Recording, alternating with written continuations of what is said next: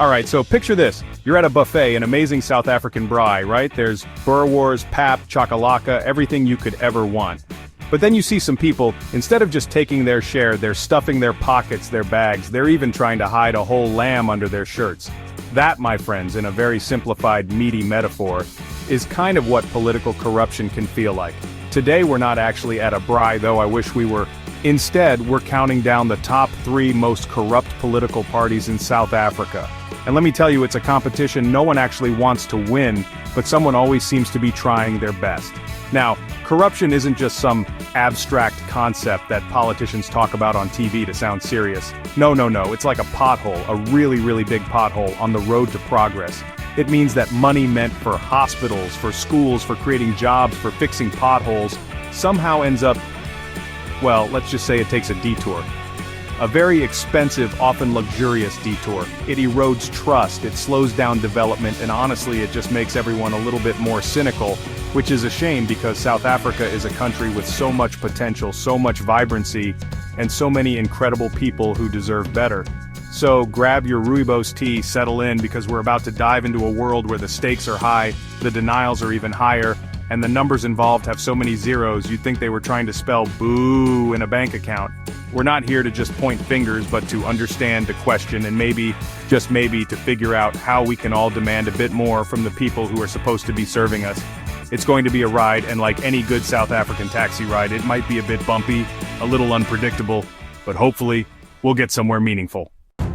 First up, we have the African National Congress, the ANC. Now, these guys are like the legacy champions of South African politics. They led the fight against apartheid. Nelson Mandela was their guy. I mean, talk about a powerful origin story. You'd think with that kind of history, they'd be all about keeping things clean, right? But somewhere along the line, it seems the recipe got a bit muddled.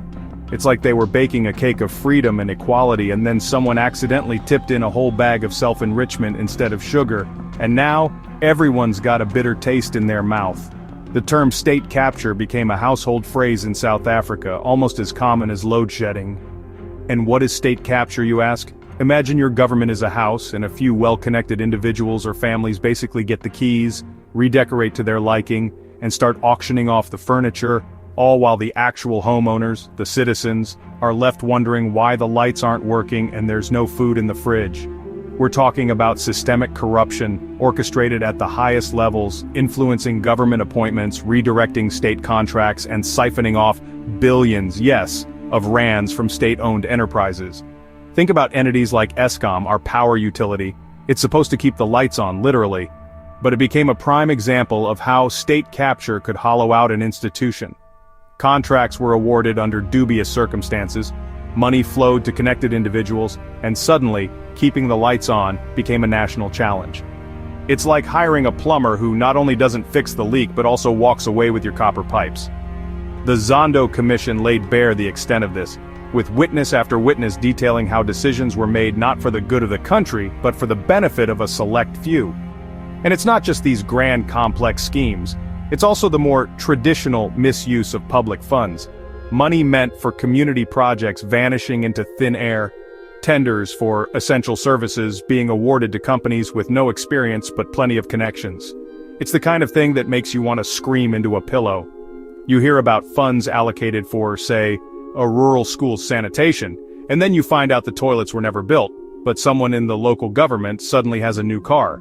The disconnect is staggering, and the impact on ordinary South Africans, particularly the most vulnerable, is devastating. The ANC has, of course, acknowledged some of these issues. They've talked about renewal, about fighting corruption within their ranks. And there have been some arrests, some prosecutions.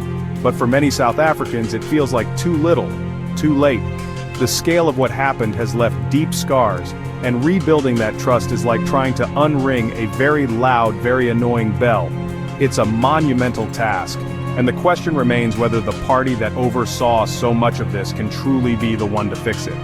It's a tough pill to swallow, especially when the promises of a better life for all still echo.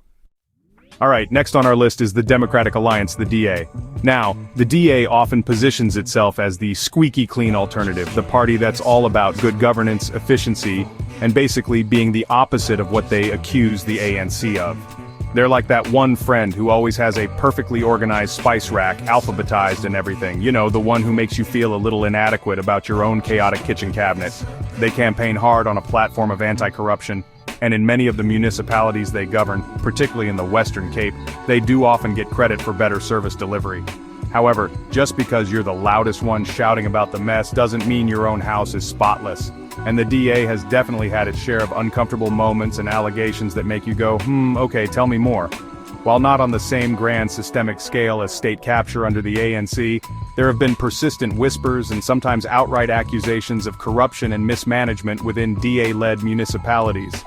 These often revolve around tender irregularities, dodgy appointments, or situations where it seems like, well, maybe the rules were bent a little too conveniently for certain individuals. Think about some of the controversies that have popped up. There have been cases in various DA-run towns or cities where questions were raised about how contracts were awarded, whether proper processes were followed, or if there was undue influence. Sometimes it's about a multi-million rand IT contract that goes to a company with questionable credentials or land deals that raise eyebrows. It's like they're saying, we're not doing a capture, maybe just a capture. A boutique capture, if you will. It's less brazen perhaps, but still concerning for a party that builds its entire brand on being the corruption busters. The challenge for the DA is that when these allegations surface, they hit particularly hard precisely of their anti-corruption stance. It's like a vegan being caught secretly eating a steak. The betrayal feels deeper. They have internal disciplinary processes, and they're often quick to say they're investigating, but the perception can linger. And in politics, perception is often 9/10 of the law, or at least 9/10 of the votes. The pressure on them to be whiter than white is immense, and any smudge gets magnified. So while the DA might point to their track record in certain areas and say, see, we get things done, and we're less corrupt, the reality is that no party is immune to the temptations and complexities of power. The instances of alleged corruption or mismanagement within their ranks serve as a reminder that vigilance is needed everywhere, not just with the party and national government. It's a case of who watches the watchmen, especially when the watchmen are constantly telling you how good they are at watching. It keeps things interesting, to say the least. And finally, we arrive at our third contender, the economic freedom fighters, the EFF. These guys burst onto the political scene like a shot of chili-infused tequila, fiery, loud, and definitely making everyone pay attention. Dressed in their signature red berets and overalls, they promised radical economic transformation, a voice for the voiceless, and a serious shakeup of the status quo. They were the disruptors, the ones who weren't afraid to call out corruption in Parliament, often in the most dramatic ways possible. Think parliamentary debates turning into something resembling a WWE match, but with more eloquent insults. Their leader, Julius Malema, is a figure who, shall we say, doesn't shy away from the spotlight or controversy. And for a party that champions itself as the protector of the poor and the enemy of the corrupt elite, the EFF has found itself entangled in some pretty significant financial scandals that have raised more than a few eyebrows. It's a bit like a firefighter being accused of starting fires, you know? The irony is pretty thick.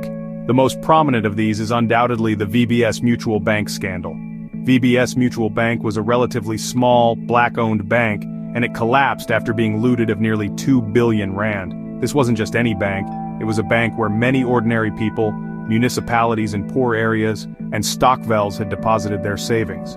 The Great Bank Heist report implicated a number of individuals, and some of those threads led uncomfortably close to the EFF's leadership. Allegations surfaced that party leaders, including Malema and his deputy Floyd Shivambu, benefited from the illicit funds siphoned from VBS, with money allegedly flowing to fund their lifestyles or party activities. The EFF has vehemently denied any wrongdoing by the party itself, often dismissing the allegations as a political smear campaign. They argue that individuals within or associated with the party might have been involved, but the party as an organization is clean. However, the optics are, to put it mildly, not great. When you're out there championing the cause of the poor and then you're linked, even indirectly, to a scandal that saw poor people lose their life savings, it creates a credibility gap wider than the Limpopo River. It's hard to wear the mantle of economic liberator when your Gucci loafers are allegedly paid for by plundered pennies.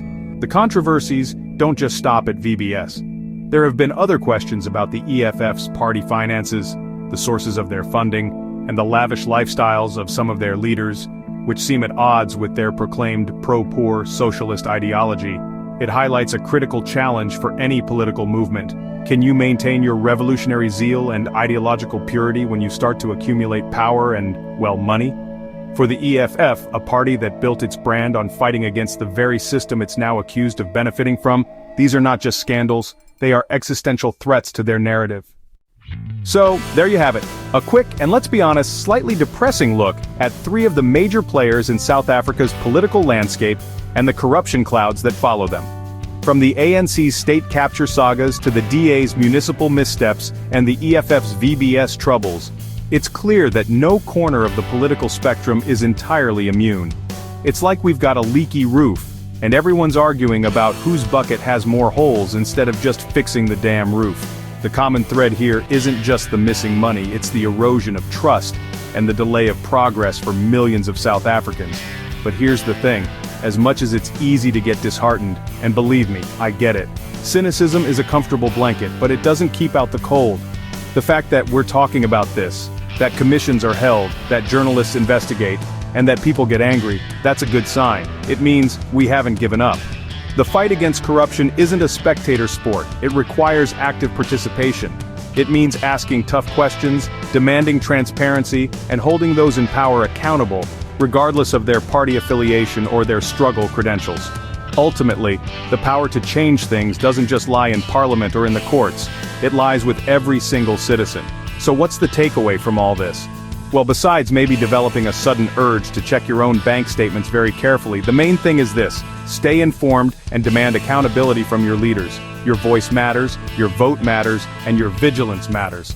Let's not let them turn the Braai into a free-for-all where only a few get to eat. Let's work towards a South Africa where the only thing getting captured is a beautiful sunset over Table Mountain.